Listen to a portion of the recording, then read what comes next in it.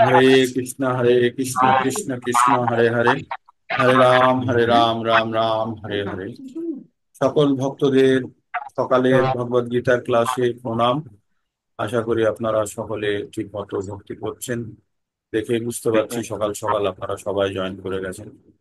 আচ্ছা, তো আপনাদের সকলকে মিউট করে দিলাম। তো এই জন্য আনমিউট করে কথা বলতে পারবেন। আমরা ভগবদ গীতার 1 নম্বর অধ্যায় পড়ে ফেলেছি, 2 নম্বর অধ্যায় পড়ে ফেলেছি, 3 নম্বর অধ্যায় পড়ে ফেলেছি। আর আমরা চতুর্থ নম্বর অধ্যায়ের হয়তো 12 পর্যন্ত পৌঁছে গেছি। তো আমরা এই পর্যন্ত ভগবদ গীতা থেকে কি জানতে পারছি? আমরা ভগবদ গীতা থেকে আমরা কি জানছি, কি শিখতে পারছি? ভগবদ গীতা থেকে আমরা 5টি বিষয় নিয়ে পড়াশোনা করছি। 5টি বিষয় কি? ঈশ্বর, আত্মা, প্রকৃতি, সময় আর কর্ম। এর মধ্যে প্রথম 4টে বিষয় হচ্ছে, 4টে যে তথ্য বা প্যারামিটার যাই বলুন, এই 4টে বিষয় হচ্ছে সকলের জন্য একই, ফিক্সড, কমন। আর শেষের একটি বিষয় যেটি হচ্ছে কর্ম, সেটি আমাদের সকলকে আলাদা করছে। তার মানে কর্ম খুব বিশেষভাবে গুরুত্বপূর্ণ, কারণ এখানে আমাদের প্রত্যেকের যে আমরা নিজেদেরকে আলাদা আলাদা দেখছি এই জুম মন্দিরে সকালবেলায়, তার কারণ হচ্ছে আমাদের কর্ম। তো কর্ম কি আজকের কর্ম? না, এটা আমাদের পূর্ববর্তী জীবনের কর্ম। তার মধ্যে আমাদের কর্ম, কত ধরনের কর্মের ফল থাকে আমাদের কাছে। সঞ্চিত কর্ম থাকে একটা, যেটা অনেক দিন ধরে আমরা জমিয়ে রেখেছি। সেখানে দুটো খাতা লেখা আছে, একটা হচ্ছে পুণ্য আর একটা হচ্ছে পাপ। সঞ্চিত কর্মের ফলগুলো আমাদের ভালো কাজ করার জন্য পুণ্য লেখা আছে, আর খারাপ কাজ করার জন্য ধার। তার মানে আমাদের ভগবানের কাছে আমাদের একটা খাতা আছে, যে খাতাতে ব্যাংক অ্যাকাউন্ট মনে করুন, একটা খাতাতে আমাদের অনেক টাকা আছে, আর আর একটা খাতাতে আমাদের অনেক ধার আছে। এবার আমরা যখন পৃথিবীতে আসি, তখন ওই খাতার থেকে আমাদের কিছুটা দিয়ে দেয়, যে 50 টাকা তুই ক্যাশ নিয়ে যা, আর 20 টাকা তুই ধার নিয়ে যা। এই জীবনে সংগ্রাম করবি, এই 50 টাকা দিয়ে খাওয়া দাওয়া করবি, আর 20 টাকার ধার শোধ করার জন্য তুই লড়াইটা করবি। এবার তারপরে যা সঞ্চয় করে আনবি, তার পরবর্তীটা আবার তোকে আমি দেবো। তো এইভাবে আমাদের জীবনের অ্যালটমেন্ট গুলো হয়ে থাকে। হ্যাঁ, আমাদের জীবনে অ্যালট। তাহলে আমরা আজকে যে আমরা শরীর নিয়ে বসে আছি, এই শরীরটা আমরা কিনেছি কার থেকে? কিনেছি আমাদের সঞ্চয় করা পয়সা দিয়ে, বা সঞ্চয়কৃত কর্ম দিয়ে। যেমন আমরা বছরের শুরুতে, বৈশাখ মাসের শুরুতে আমরা নতুন জামা কাপড় কিনি, কিনে ওই জামা কাপড় সারা বছর পরি। তেমনি ভগবানের কাছ থেকে যখন আমরা অ্যালটমেন্ট নিয়ে আসি, তখন আমাদের সঞ্চয় যা ছিল সেই সঞ্চয় অনুযায়ী আমরা শরীর পাই। সঞ্চয়টা কোথায়? এই যে এখন আমরা এই জীবনে যে কাজ করব, করে যত উপার্জন করে নিয়ে যাব, সেইটা দিয়ে আমরা একটা শরীর কিনে আনবো বা শরীর প্রাপ্ত করব। তার মানে যার যত বেশি সঞ্চয়, সে তত ভালো শরীর কিনতে পারবে। এইবার বারে বারে আপনাদেরকে শরীর কর্ম করতে হবে আর শরীর কিনতে হবে বারে বারে। তো এইটার থেকে বাঁচার জন্য বলছে যে এইবার কিন্তু আপনারা আসল জায়গাতে চলে এসেছেন, যেখানে এসে যাওয়ার পরে কিন্তু আর শরীর কিনতে হবে না। কারণ শরীর তখনই কিনতে হয় যখন আমাদের জন্ম মৃত্যুর চক্রে থাকে। কিন্তু যদি কেউ যদি ভাবে যে আমি জন্ম মৃত্যুর চক্র থেকেই বেরিয়ে গেলাম, তাহলে কিন্তু আর শরীর কেনার ব্যাপারটা থাকবে না। তো এই জ্ঞান আমরা কোথায় থেকে পাবো? এই যে আমরা এতদিন ক্লাস করছি, করে আমরা কয়েকটা বিষয় সম্বন্ধে জানতে পেরেছি। কি জানতে পেরেছি? আমরা শরীর, আমাদের এই শরীরটা আমার একটি অস্থায়ী একটি জায়গা, যেখানে আমার আত্মা এখন বসে আছে। আর এই শরীরের মধ্যে আর একটা লেয়ার আছে, তাকে বলা হয় সূক্ষ্ম শরীর। সেটা মন, বুদ্ধি, অহংকার দিয়ে তৈরি। আর আমার বাইরের শরীরটা তৈরি হচ্ছে কি দিয়ে? স্থূল শরীর। সেটা হচ্ছে মাটি, জল, বাতাস, অগ্নি আর মাটি, জল, আকাশ, অগ্নি আর বায়ু। এই 5টি তত্ত্ব দিয়ে তৈরি, একে বলা হয় পঞ্চভূত। আমরা যখন শরীর ত্যাগ করি, শরীর ত্যাগ করি মানে আত্মা যখন এই শরীর ত্যাগ করে অন্য শরীর ধারণ করে, তখন এই শরীরটার কি হয়? এই শরীরটা আবার এই পঞ্চভূতে মিশে যায়। তো এইভাবেই আমাদের বারবার জন্মগ্রহণ আর বারবার মৃত্যু চলছে। তো এই ভগবত গীতা থেকে আমরা যদি জ্ঞান অর্জন করার পরে আমরা কি করব? আমরা আমরা ভগবত গীতা থেকে জ্ঞান অর্জন করে সেই জ্ঞানের প্রয়োগ করব, করে আমাদের কি করা উচিত না করা উচিত সেটা আমরা জানতে পারবো। তাই ভগবত গীতা আমরা যখন পঠন করছি, তখন ভগবত গীতাতে কি আছে? প্রথম 6টি অধ্যায় হচ্ছে কর্মযোগ, আর তারপরের 6টি অধ্যায় হচ্ছে ভক্তিযোগ, আর তারপরের 6টি অধ্যায় হচ্ছে জ্ঞান যোগ। এইভাবে 3টে অংশে ভাগ করা হয়েছে। তো আমরা এখন 1 থেকে 6 নম্বরের মধ্যে পড়ছি। আবার একের আবার ছোট ছোট করে ভাগ করা আছে। যেমন এক এক নম্বর চ্যাপ্টারের নাম হচ্ছে অর্জুন বিষাদ যোগ, 2 নম্বরের হচ্ছে সাংখ্যযোগ, 3 নম্বরের হচ্ছে কর্মযোগ। এই কর্মযোগের মধ্যে আবার কর্মযোগ, এই কর্মটা কি সেই সম্বন্ধে আবার জ্ঞান দেওয়ার জন্য এখন যে চ্যাপ্টারটা পড়ছি তার নাম হচ্ছে জ্ঞান যোগ। এটা হচ্ছে কর্মযোগের ভিতরের জ্ঞান যোগ। আপনাদের বুঝে নিতে হবে, মানে ঘরের মধ্যে ঘর মতো, মানে যে ঘরের মধ্যে আলমায়রা, ঠিক আছে? তো এই কর্মযোগ একটা ঘর, আপনার ভক্তিযোগ আর একটা ঘর, আর আর একটা হচ্ছে আপনার জ্ঞান যোগ আর একটা ঘর, একটা বাড়ির 3টে ঘর। এবার ছোট ঘরে, মানে আমরা এখন কর্মযোগ ঘরের মধ্যে আছি, এই ঘরের মধ্যে ছোট ছোট আলমায়রা রাখা আছে। প্রথম আলমায়রা যেটা খুলেছিলাম সেটা হচ্ছে আপনার অর্জুন বিষাদ যোগ। তারপরের আলমায়রাটা যেটা খুলেছি সেটা হচ্ছে আপনার অর্জুনের অর্জুনকে বোঝানো হলো সাংখ্যযোগ দিয়ে বা গীতার সার। আর 3 নম্বরটি হলো কর্মযোগ, কার মধ্যে? কর্মযোগের মধ্যেই কর্মযোগ। আবার এই কর্মগুলো কি সেই সম্বন্ধে যে জ্ঞান দেবে সেটা হচ্ছে জ্ঞান যোগের মাধ্যমে। ঠিক সেই জ্ঞান যোগ আমরা এখন পড়ছি। তো আমরা এতক্ষণ পর্যন্ত আমরা যেটা পড়ে ফেলেছি, আমরা একটা বিশেষ শ্লোক কালকে আমাদের ছিল। প্রথমে ভগবান বললেন যে এই জ্ঞান ভগবান বিবস্বানকে দিয়েছিলেন, বিবস্বানকে সূর্যের দেবতা, তাকে ভগবান এই জ্ঞান দিয়েছিলেন অনেক দিন আগে। আর এই জ্ঞান কিভাবে প্রবাহিত হতো, পরম্পরাগত ভাবে চলতো। তারপরে অর্জুন বলল, যে অর্জুনের মাথায় সংশয় আসলো, বললো ভগবান একটা জিনিস আমাকে বলুন, যে আপনি তো বিবস্বান তো অনেকদিন আগে জন্মগ্রহণ করেছেন, বা সূর্য দেবতা তো অনেকদিন আগে, তাহলে আপনি কি করে বললেন? তখন ভগবান বললেন যে তোমার আর আমার অনেকবার জন্মগ্রহণ হয়েছে, তোমার কিছু মনে নেই, আমার সবকিছু মনে আছে। তারপরে ভগবান বলল যে আমি আত্ম রূপ দ্বারা আমি প্রকাশিত হই। আর আমি যখন প্রকাশিত হই আমি নিজে সৃষ্ট হই। কখন কখন সৃষ্ট হই? যখন দেশে গ্লানিতে ভরে যায়, অধর্মের উত্থান হয়, তখন আমি সৃষ্ট হই। কিভাবে আমি প্রকাশ করি নিজেকে? বলছে আমি প্রকাশ করে কি করি, বলছে আমি যারা সাধু আছে তাদেরকে আমি রক্ষা করি, আর যারা অসাধু, যারা দুষ্কৃতিকারী, তাদেরকে আমি হত্যা করি, আর তাদেরকে বিনাশ করে আমি ধর্মের সংস্থাপনা করি। বললে বললেন এই 7 নম্বর পর্যন্ত। তারপরে ভগবান 8 নম্বরে বললেন, 8 নম্বরে বললেন পরিত্রাণাং সাধুনাং বিনাশায়শ্চ দুষ্কৃতম ধর্ম সংস্থাপনার্থায় সম্ভাবামি যুগে যুগে। আর আমি যুগে যুগে এইভাবে আমি অবতীর্ণ হই। তো তারপরে আবার ভগবান অর্জুনকে জ্ঞান দিয়ে যাচ্ছেন, মানে কর্মের জ্ঞান। তাই বললেন যে আমার জন্ম এবং কর্ম সম্বন্ধে যে জ্ঞান লাভ করে গেছে তাকে আর আর পুনর্জন্ম নিতে হয় না। এই প্রথম ভগবান নিজের সম্বন্ধে বলছে যে ওকে ভগবানকে জেনে গেলে আর তার পুনর্জন্ম হয় না। ভগবান একটু ভক্তিযোগের কথা কিন্তু এখানে ছুঁয়ে দিল অর্জুনকে। কি বললো? জন্ম কর্ম চ মে দিব্যম এবং যো ব্যক্তি তত্ত্বতঃ তক্তা দেহং পুনর্জন্ম নৈতি মামেতি সহজ। হে অর্জুন, যিনি আমার দিব্য রূপ আর দিব্য জন্ম কর্ম সম্বন্ধ ভাবে যথাযথভাবে জানেন, তাকে দেহত্যাগ করে পরে আর পুনরায় জন্মগ্রহণ করতে হয় না। তারপরে ভগবান কি বললেন? বীত রাগ ভয় ক্রোধ, বীত মানে হচ্ছে ত্যাগ করা, বীত রাগ ভয় ক্রোধ মন্ময়া মন্ময়া মামু উপস্থিতাহ বহব জ্ঞান তপস্যা পূতা মদভাব আগতা। তো ভগবান কি বললেন? যে ভয়, আসক্তি, ভয়, ক্রোধ থেকে মুক্ত হয়ে সম্পূর্ণরূপে আমাতে মগ্ন হয়ে একান্ত ভাবে যে আমার আশ্রয় গ্রহণ করে, করে পূর্বে বহু বহু ব্যক্তি জ্ঞান লাভ করে পবিত্র হয়েছেন, এইভাবে আমার অপ্রাকৃত প্রেম লাভ করেছেন। এবার আমরা যখন কোনো জিনিস কিনতে যাই তখন দোকানদার আমাদের কিরকম ভাবে জ্ঞান দেয়? যে আমরা যখন জিনিসটা কিনবো তখন কেনার সময় বলে এটা এই ভালো, এই ভালো, এই ভালো বলে। বলার পরে বলে ওই অমুক ব্যক্তি কিনে নিয়ে গেছে, ওই অমুকরা কিনে নিয়ে গেছে, কোনো কমপ্লেন নেই, ও এটা ঠিক মতো চলছে, বলেন তো দোকানদার? বলেন তো, যে আমরা আমরা গিয়ে এক্সপিরিয়েন্স করি, আরে এটা খুব ব্যবহার হচ্ছে, এটা কোনো ফল্ট, কমপ্লেন নেই। তো তেমনই ভগবান বলছে যে আসক্তি, ভয়, ক্রোধ থেকে মুক্ত হয়ে সম্পূর্ণরূপে যে আমাতে আশ্রিত হয়ে থাকে, আশ্রয় গ্রহণ করে, এই রকম আশ্রয় গ্রহণ করে পূর্বে অনেক মহান ব্যক্তিরা আমার অপ্রাকৃত প্রেম লাভ করেছে। মানে অর্জুনকে বলে দিল যে অর্জুনের মনের মধ্যে সংশয় ছিল, তো তাই ভগবানের যে অর্জুনের আগে কারা এই জ্ঞান অর্জন করে কারা লাভান্বিত হয়েছে, তাদের কথা ভগবান একটু শুনিয়ে দিলেন। তারপরে ভগবান বললো যে অর্জুনকে বললো, অর্জুন তুমি যেভাবে আমাকে চাইবে তুমি সেভাবে পাবে, মানে তুমি আমাকে যেভাবে চাইবে সেভাবে পাবে। তাই বললেন যে যথা মাম প্রপদ্যন্তে তম তথৈব ভজাম্যহম আমাকে যেভাবে ভজনা করবে আমি তার কাছে সেই রূপে প্রকাশিত হই। মম বর্তানুবর্তন্তে মনুষ্যং পার্থ সর্বস্ব।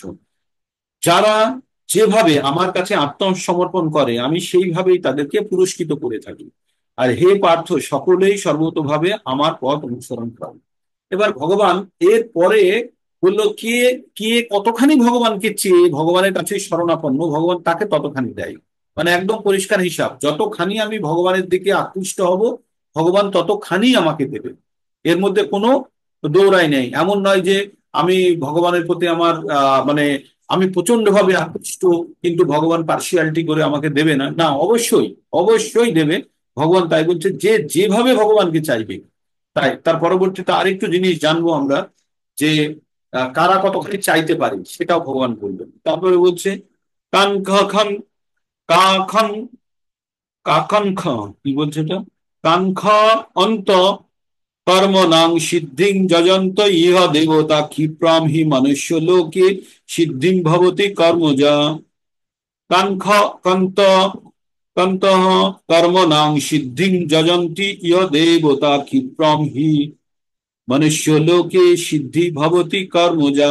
ভগবান কি বললেন 12 নম্বর শ্লোকে?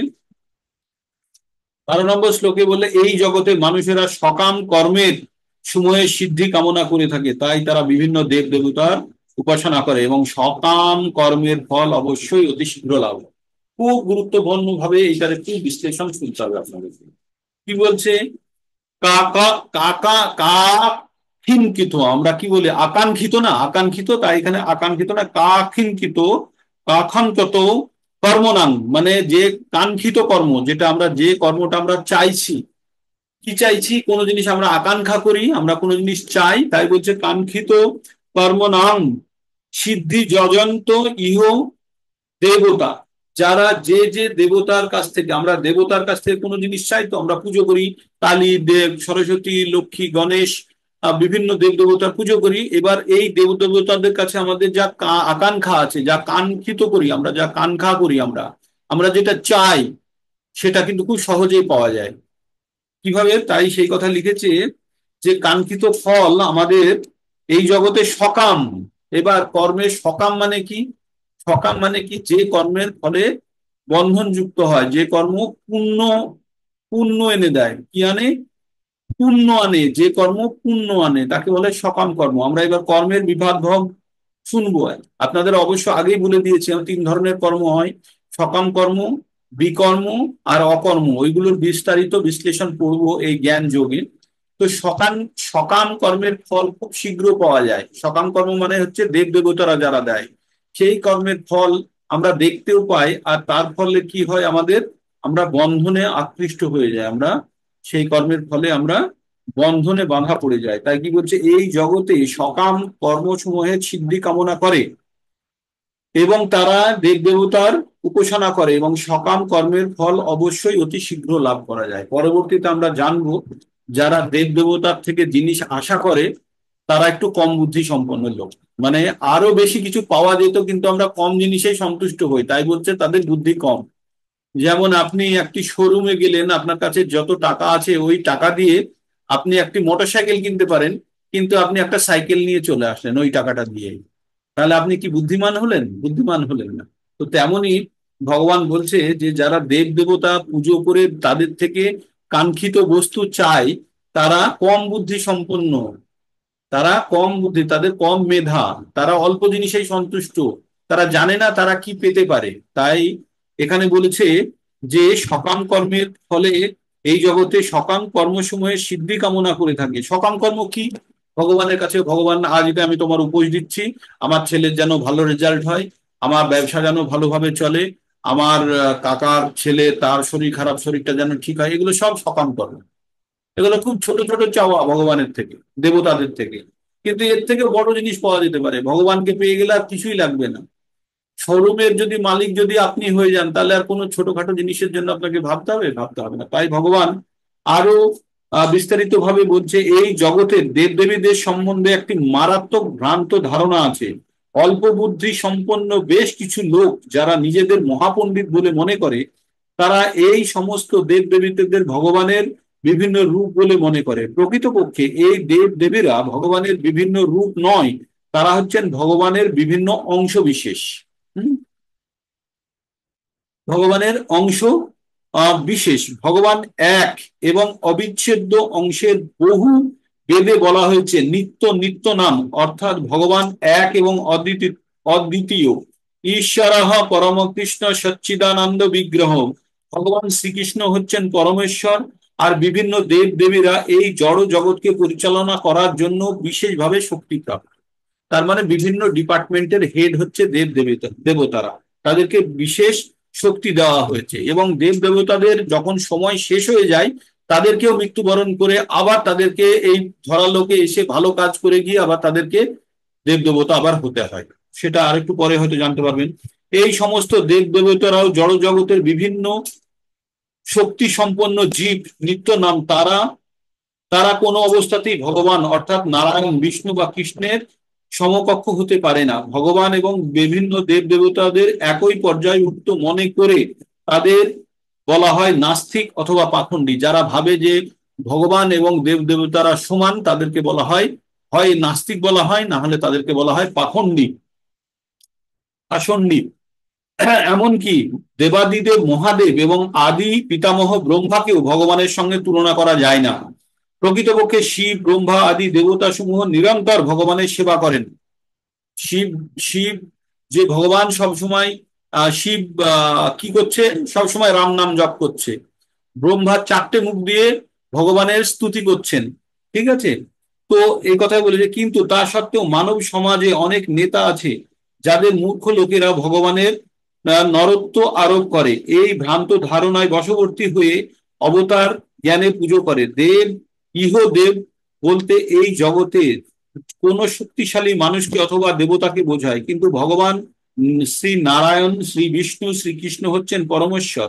তিনি জড় জগতের অন্তর্গত নন, তিনি জড় জগতের অতীত চিন্ময় জগতে অবস্থান করেন। এমনকি মায়াবাদ দর্শনের প্রণেতা শ্রীপাদ শঙ্করাচার্য বলে গেছেন নারায়ণ অথবা কৃষ্ণ এই জড় সৃষ্টির অতীত। জড় সৃষ্টি মানে জড় মানে এই জগতে আমরা যা দেখি সেটাকে বলে, সেখান থেকে যা তৈরি হয়েছে সেটাকে বলে জড় সৃষ্টি। তাই ভগবান তার অতীত, মানে তার মধ্যে পড়ে না। কিন্তু তা সত্ত্বেও মূর্খ লোকেরা হৃত জ্ঞান, মানে যাদের জ্ঞান অপহরণ করা হয়েছে, হিত জ্ঞান দ্রুত ফল লাভ করার আশায় বিভিন্ন দেব দেবীর পুজো করে। মানে দেব দেবতাদের কাছে সন্তুষ্ট করলে খুব তাড়াতাড়ি ফল পাওয়া যায়, কিন্তু সেই ফল খুব অস্থায়ী। কিন্তু ফলাফল তারা ফল লাভ করে বটে, কিন্তু এই সমস্ত মূর্খগুলি বুঝতে পারে না যে বিভিন্ন দেবদেবীকে পুজো করার ফলে প্রাপ্ত ফল অনিত্য। অনিত্য মানে খুব ক্ষণস্থায়ী, পুরো পার্মানেন্ট নয়, তা অল্প বুদ্ধি সম্পন্ন মানুষদের জন্য। কিন্তু যিনি প্রকৃত বুদ্ধিমান তিনি ভগবানের সেবা করেন। তৎকালীন অনিত্য লাভের জন্য তিনি বিভিন্ন দেব দেবতার পুজো করা নিষ্প্রয়োজন মনে করেন। জড় জগতের বিনাশের সঙ্গে এই সমস্ত দেব দেবী এবং উপাসকরা বিনষ্ট হবেন। কি বললো এখানে, এই কথাটি খুব গুরুত্বপূর্ণ। কি গুরুত্বপূর্ণ, জড় জগতের মানে এই পৃথিবীর যখন বিলয় হয়ে যাবে বা যখন ধ্বংস হয়ে যাবে, তখন কি হচ্ছে বলছে জড় জগতের বিনাশের সঙ্গে সমস্ত দেব দেবী এবং তাদের উপাসকরাও বিনাশ প্রাপ্ত হবেন। দেব দেবীদের দেওয়া বড় হচ্ছে জড় এবং অনিত্য। ভগবান বা দেব দেবতারা আপনাদেরকে আমাদেরকে যে বরদান করে সেগুলি খুব অনিত্য, ক্ষণকালের জন্য। জড় জগৎ এবং জড় জগতের বাসিন্দা এমনকি বিভিন্ন দেব দেবী এবং উপাসকরা সকলেই মহাজাগতিক মহাসমুদ্রের উদ্ভুত স্বরূপ। মানে যে মহাসাগরে যেমন জলের একটি বুদবুদ ওঠে, সেই রকম বলছে যে এই মহা বিশ্ব জগতের মধ্যে তাদের অবস্থান বুদবুদের মতো। কিন্তু তা সত্ত্বেও এই জগতের মানব সমাজ ভূসম্পত্তি, পরিবার, ভোগ্যের সামগ্রী আদি অনিত্য জড় বিষয়সমূহ লাভের আশায় উন্মাদ। এই ধরনের অনিত্য বস্তু লাভের জন্য মানুষেরা মানব সমাজে বিভিন্ন দেব দেবীর অথবা শক্তিশালী কোনো ব্যক্তির পূজা করে। কোনো রাজনৈতিক নেতাকে পুজো করে যদি সরকারি মন্ত্রিত্বের পদ লাভ করা যায়, সেটিকে তারা পরম প্রাপ্তি বলে মনে করে। তাই তারা সকলে তথাকথিত নেতাদের ভুলুণ্ঠিত হয়ে প্রণাম করছে, তার ফলে তাদের কাছ থেকে সাময়িক কিছু আশীর্বাদ লাভ করছে। এই সমস্ত মূর্খ লোকেরা জড় জগতের দুঃখ কষ্ট থেকে চিরকালের জন্য মুক্ত হবার জন্য ভগবানের শরণাগতিতে আগ্রহী নয়। তারা, যাদের, এই একই কথা বললো, যারা কম বুদ্ধি সম্পন্ন ব্যক্তি, তারা সকলে ইন্দ্রিয় তৃপ্তি সাধন করার জন্য ব্যস্ত, তুচ্ছ, এবং একটু ইন্দ্রিয় সুখ ভোগ করার জন্য তারা নানা রকম, তারা দেবদেবীর নামক বিশেষ ক্ষমতা প্রাপ্ত জীবেদের আরাধনায় আকৃষ্ট হয়। এই শ্লোক থেকে বোঝা যায় খুব কম মানুষই কৃষ্ণ ভাবনার প্রতি আকৃষ্ট, অধিকাংশ মানুষই ইন্দ্রিয় সুখ ভোগ করার জন্য উৎসাহী, তাই তারা শক্তিশালী কোনো জীবের আরাধনা করে চলেছে।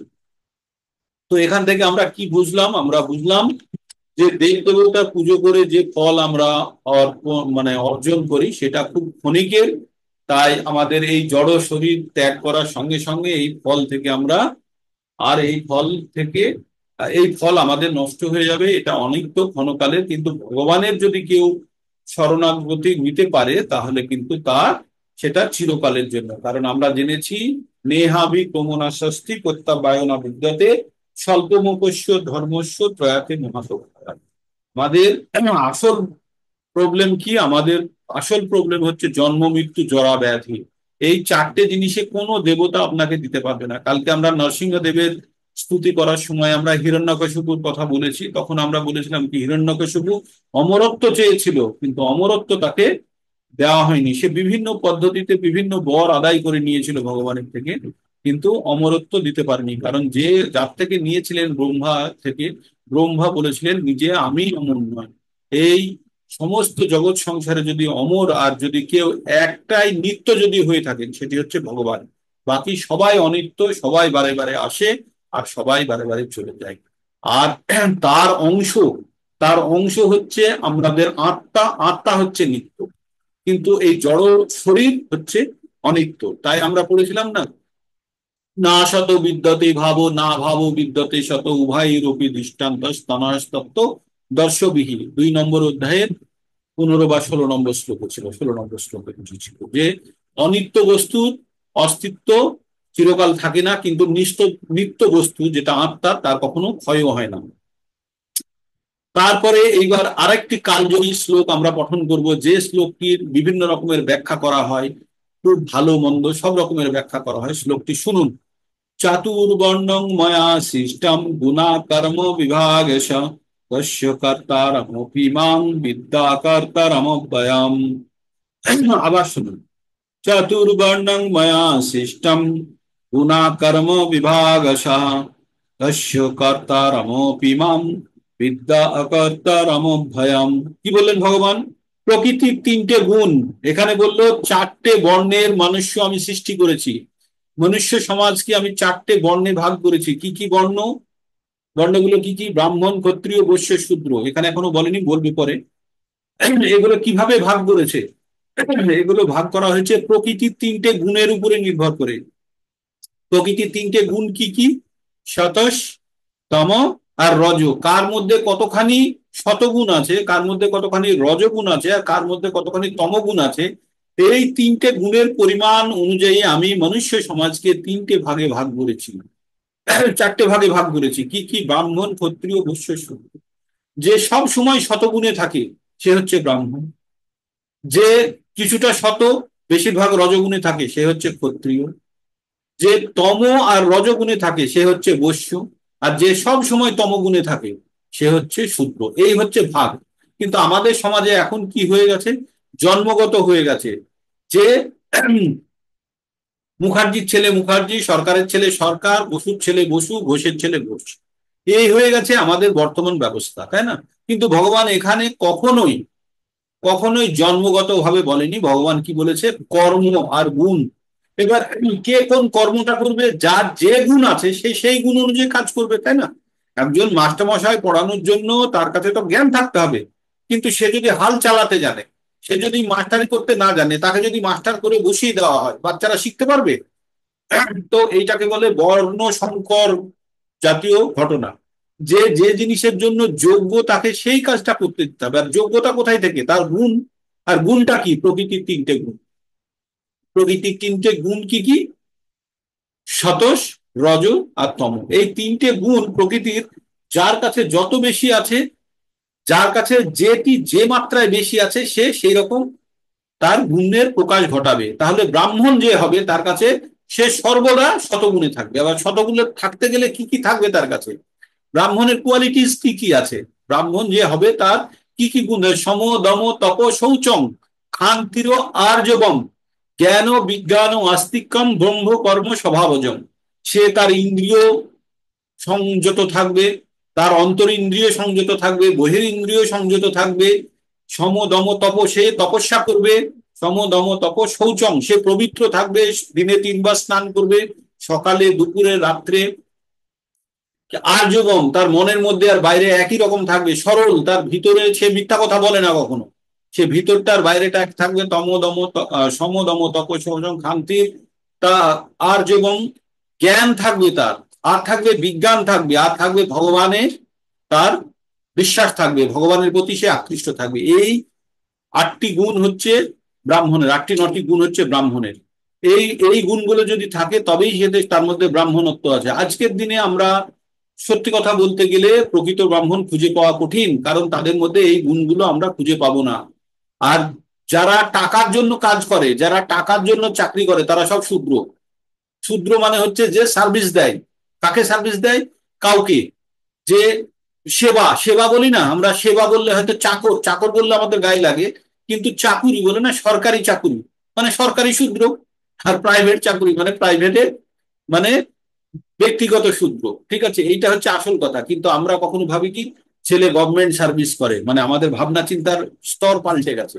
তাই বলছে মানুষের গুণ আর কর্ম অনুযায়ী 4টে ভাগে ভাগ করা হয়েছে। ব্রাহ্মণ যে সর্বদা শতগুণে, ক্ষত্রিয় যে শত এবং রজতে থাকবে, বৈশ্য যে রজ এবং তমতে থাকবে, শূদ্র যে সবসময় তমতে থাকবে।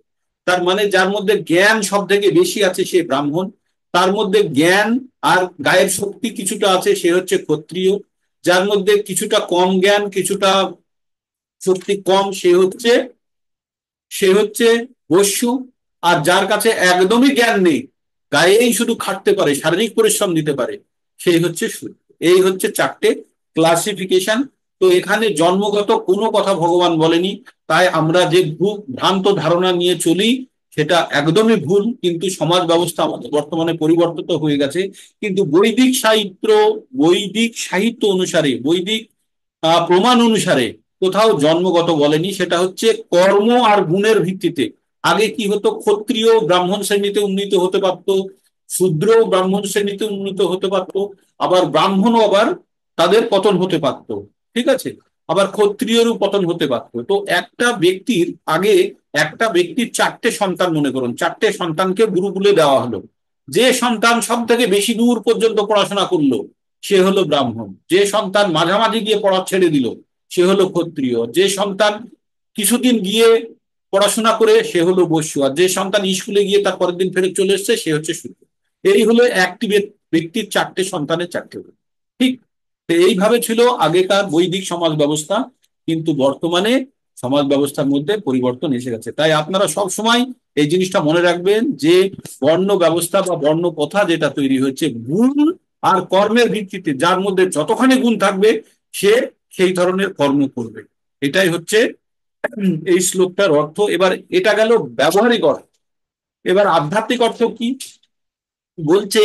যারা যারা শুদ্ধ শতগুণে থাকবে, যাদের প্রত্যেকের জ্ঞানের বিকাশ হয়েছে, যারা ততখানি তারা ভগবানের প্রতি সমর্পিত হবে। আগে কি বললো, যো যথা মাম প্রপদ্যন্তে তাং ততৈব ভজামি হম, যে যতখানি আমার দিকে আকৃষ্ট হয়ে, আমার প্রতি সম্পন্ন, আমার প্রতি সমর্পিত হয়ে যে আমার ভজনা করবে আমি তাকে ততখানি দেব।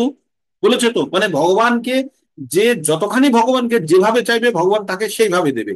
এবার ভগবানকে চাওয়ার জন্য এই বুদ্ধি যার যতখানি আছে সে ততখানি চাইবে না। সেই বুদ্ধির ভিত্তিতে ভগবান এখানে 4টে ভাগে ভাগ করেছে, শুধু বুদ্ধির ভিত্তিতে। কিসের বুদ্ধি? কে কতখানি আধ্যাত্মিকতার মধ্যে যেতে পারবে। যে সম্পূর্ণরূপে আধ্যাত্মিকতার মধ্যে চলে গেছে সে ব্রাহ্মণ শ্রেণীতে বা তারও উপরে চলে যেতে পারে, তাকে বলে ব্রাহ্মণ শ্রেণীর ঊর্ধ্বে যদি কেউ যেতে হয় তাকে বলে নির্গুণ অবস্থা। হ্যাঁ? তাকে বলে তার মধ্যে কোনো গুণের আর কোনো নেই, তার জড়জাগতিক কোনো গুণের তার প্রয়োজন নেই, সে ব্রহ্মভূতে চলে গেছে, মানে সব কিছুর ঊর্ধ্বে সে। আমরা সেগুলো আরো পঠন করব, ব্রহ্মভূত প্রসন্নাত্মা, যেগুলো আমরা পরবর্তীতে আসবে। না শোচতি না কাঙ্ক্ষতি, সে কিছু ভাবেও না, কিছু সে বা চায়ও না, তার কিছু চাওয়াও নেই। সে সবকিছুর মধ্যে ভগবানকে দেখে, আর ভগবান সে ভগবানের হৃদয়ে বাস করে, ভগবান তার হৃদয়ে বাস করে। মানে সে সমস্ত এই জড়জাগতিক যত কলুষ বা বন্ধনের বাইরে সে চলে গেছে, সে সবসময় ভগবানের সঙ্গে যুক্ত। তো আমাদের গুরু মহারাজরা যারা হয় তারা অনেকটা তারা জড়জাগতিক এই জগৎ থেকে তারা কিন্তু মুক্ত, তারা এই জড়জগতের কোনো বন্ধনে নেই, তারা সমস্ত কলুষ বা বন্ধন থেকে মুক্ত হয়ে তারা সম্পূর্ণভাবে ভগবানের সঙ্গে যুক্ত হয়ে আছেন। তো সেই অবস্থা প্রাপ্ত করা ভীষণ কঠিন। আর এই প্রাপ্ত করানোর জন্যই কিন্তু আমাদের ধীরে ধীরে ধীরে পঠন করে আমাদের যখন জ্ঞান অর্জন হবে, তখন আমরা বুঝতে পারবো যে অ্যাকচুয়ালি আমাদের কি করা উচিত। এতদিন পর্যন্ত আমরা যারা ভগবদ গীতা পঠন করিনি তারা তো আমরা কিছুই জানতাম না, তাই না? কিন্তু একটু একটু করে জানছি, এটাই আমাদের শুরু। তারপরে আরো আরো আরো করে পড়লে আরো আমরা জ্ঞান অর্জন করব, আর তখন আমরা বুঝতে পারবো আমাদের কি করা উচিত আর আমাদের কি করা উচিত। তারপরে ভগবান কি বলছেন, ভগবান 14 নম্বর শ্লোকে বলছে, নামং কর্মাণি লিপ্পন্তি নামে কর্ম ফলে স্পৃহা ইতি মাং যোভিজানতি কর্মা ভিন্নার সবদ্ধতে। ভগবান কি বলছে, না মাং কর্মণি লিপ্যতি, আমি কোনো কাজে লিপ্ত হই না, না মে কর্ম ফলে স্পৃহা, কোনো কর্মফলে আমার কোনো স্পৃহা বা আসক্তি নেই, বা আমাকে প্রভাবিত করতে পারে না। ইতি মাং যো ভি না জানতি, মানে আমার এই তত্ত্ব যিনি জানেন তিনি সকাম কর্মের বন্ধনে আবদ্ধ হন না। সকাম কর্মের বন্ধন, সকাম কর্ম কি, যে সমস্ত কর্ম পুণ্য অর্জন করে সেই সমস্ত কর্ম হচ্ছে সকাম কর্ম। আর এই কর্ম ফলে যে পুণ্য অর্জন করেছি সেই পুণ্য কিন্তু ভোগ করতে আমাদের আসতেই হবে। আর সেই জন্য বলছে কর্মের বন্ধন। এই যে আমাদেরকে বারবার পৃথিবীতে আসতে হয়, সেগুলো হচ্ছে কর্ম বন্ধনের কারণ। সকাম কর্ম, বিকর্ম আর অকর্ম। সকাম কর্ম, সকাম কর্মের ফলে যে পুণ্য অর্জন করব সেটা কিন্তু ভোগ করার জন্য আমাদেরকে পুনরায় আসতে হবে। তাই যারা বুদ্ধিমান ব্যক্তি, তাই তারা কি করে, এই কোনো কর্মই তাদেরকে প্রভাবিত করে না। তাই বলছে, আর ভগবান বলছে আমি নিজে কোনো কর্ম দ্বারা প্রভাবিত নই। ভগবান আগের শ্লোকেও বলেছিল, কি বলেছিল, তস্য কর্তার অমভিমাম বিদ্যা অকর্তার অমভয়া।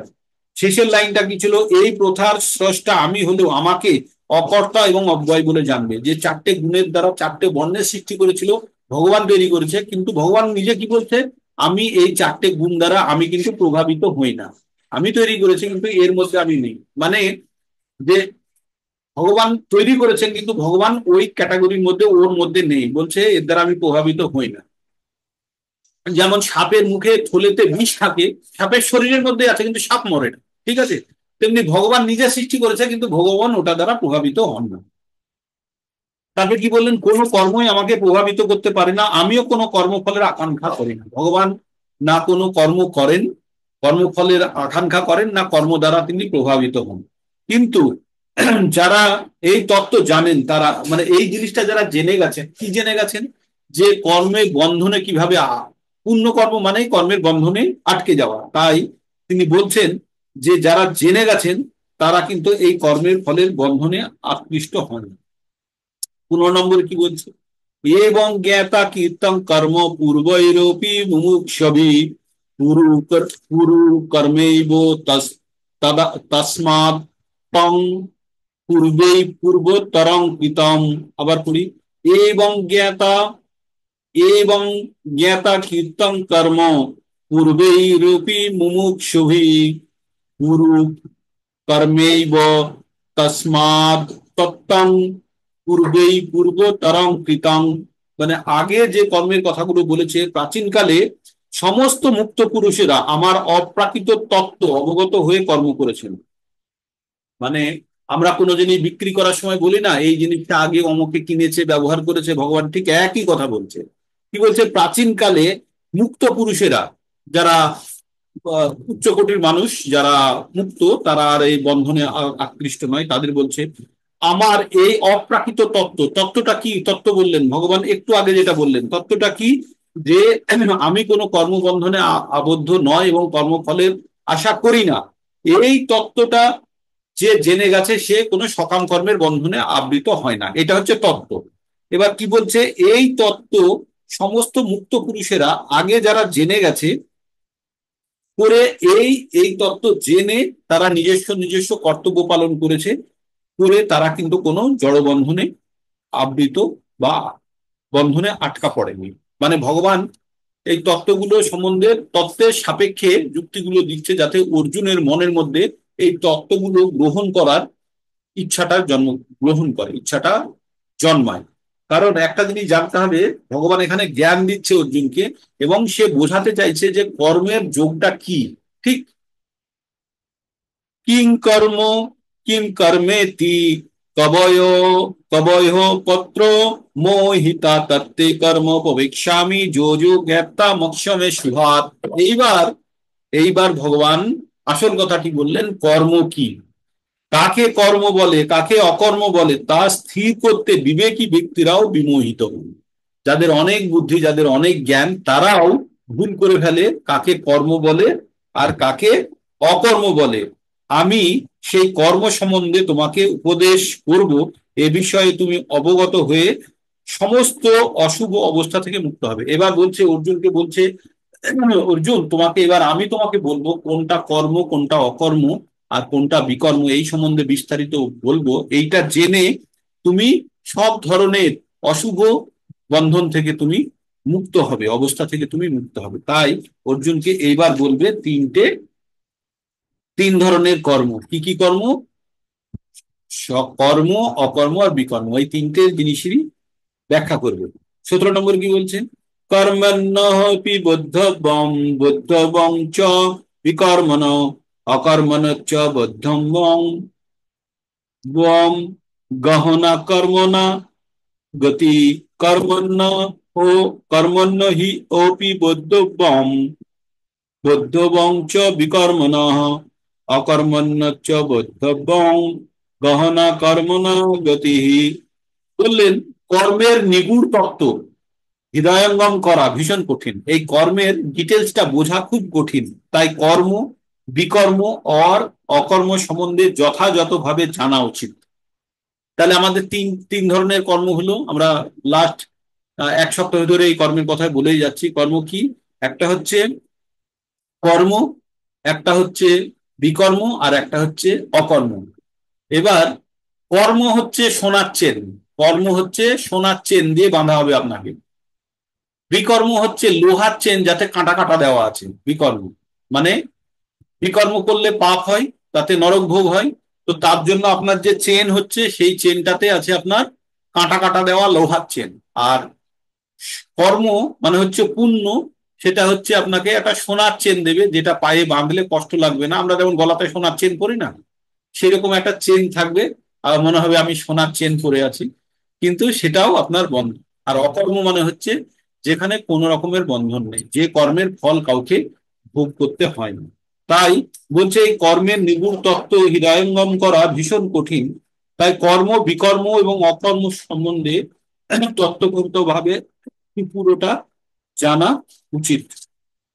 তো এবার 18 নম্বর থেকে শুরু হবে কর্মের বিশ্লেষণটা বলা। হ্যাঁ, তো 18 নম্বরে এখানেই থাক নাকি আজকে, আর কি হবে? 18 নম্বর থেকে আমরা কর্ম, ওই একই এই জিনিসটা আমরা বলেছি আপনাকে। কি বলেছি, কর্মণ্য কর্ম যো পশ্যয় তো কর্মণি য কর্ম চ সবুদ্ধি মানুষ্যস্য সযুক্ত কৃত কিচ্ছন্নস্য কর্মকৃৎ। যিনি কর্মে অকর্ম দর্শন করেন এবং অকর্মে কর্ম দর্শন করেন তিনি সমস্ত মানুষের মধ্যে বুদ্ধিমান। এটার একটা বিশ্লেষণ লাগবে, এই কথাটির একটা বিশ্লেষণ, মানে কর্মের মধ্যে অকর্ম দেখার, অকর্মের মধ্যে কর্ম দেখার জন্য একটা বড় বিশ্লেষণ আছে। কালকে আমরা বিশ্লেষণটা করবো। তবে আজকে এখানেই শেষ করব তাহলে। আপনারা একবার ক্যামেরা অন করুন, যারা যারা ক্যামেরা অন করতে পারবেন। একটা স্ন্যাপ নিয়েই নি। আর 25-26 জন মতো, 28 জন পর্যন্ত হয়েছিল দেখলাম। ভালো। আর আপনারা যেখানে যেখানে বুঝতে পারছেন না বা কঠিন লাগছে, একটু বই খুলতে হবে আপনাদেরকে। বই খুললে তবে আর একটু পরিষ্কার হবে। আর এটা অত সহজ জিনিস নয়, সহজ হলে তো সবাই পড়তো। আপনারা অনেক মেধা শক্তি, বুদ্ধিমান, ভগবানের মানে অনেক কৃপা আছে, তাই আপনারা এই সকালবেলায় শোনার জন্য অন্তত ইচ্ছা জেগেছে। ঠিক আছে, কতখানি বুঝতে পারছেন সেটা তো আরো কত, কিন্তু ভগবানের অনেক কৃপার ফলে এই ভগবদ গীতা শোনার ইচ্ছা জন্মায় কারোর মধ্যে, ঠিক না? যদি আপনাদের কারো বুঝতে কোনো অসুবিধা থাকে প্লিজ হ্যান্ড রেজ করবেন, বলবেন। কারণ আপনাদের জন্যই এই প্রোগ্রামটা আমি চালাচ্ছি। আপনারাই যদি না বোঝেন তাহলে অনর্থক আমার এই প্রোগ্রাম করার কোনো লাভ নেই, তাই না? তাই আপনাদেরকে বারবার বলবো। আর গ্রুপ তৈরি করতে বলেছিলাম 5 জন 6 জন করে, নিজেদের মধ্যে কথা বলে, কে বুঝতে পারছে না না পারছে হয়তো আমাকে বলতে পারছেন না, কিন্তু নিজেদের মধ্যে আপনাদেরকে এই আলোচনাটা করতে হবে। করলে দেখবেন আরো পরিষ্কার হচ্ছে, আরো পরিষ্কার হচ্ছে। আর আজকে আমাদের টার্গেট, বলুন। আজকে করে দেবো, আজকে নামগুলো সব নোট করেছি। ঠিক। আচ্ছা, ঠিক আছে, একটা গ্রুপ তৈরি করে দেবেন। হুম। করে তারা নিজেদের মধ্যে কথা বলুক, কিভাবে আরো ভালোভাবে এগোনো যায়, এগুলো আমরা ধীরে ধীরে নিয়ে এগোতে পারবো, ঠিক আছে? এটা খুব প্রয়োজন, তাহলে অগ্রগতিটা আমাদের সুন্দর হবে। আর একমাত্র উদ্দেশ্যই তাই যে আপনাদের সকালে আপনাদের সময়, আমার সময়ের হয়তো দাম নেই কিন্তু আপনাদের সময়ের অনেক দাম, সেই সময়টাকে আমরা নষ্ট করাচ্ছি 1 ঘন্টা করে, এটা যেন কাজে লাগে, এটা আপনাদের মাথায় রাখবেন, ঠিক আছে? হরে কৃষ্ণ কৃষ্ণ কৃষ্ণ হরে হরে, হরে রাম। রেকর্ডিং এর লিংক দিয়ে দেবো। আর নম্বর হচ্ছে, আপনারা যারা 3 নম্বর অধ্যায়ের পাঠান নিয়ে সামারি, তাদের কিন্তু পাঠাতে হবে। সবাই পঠন করুন।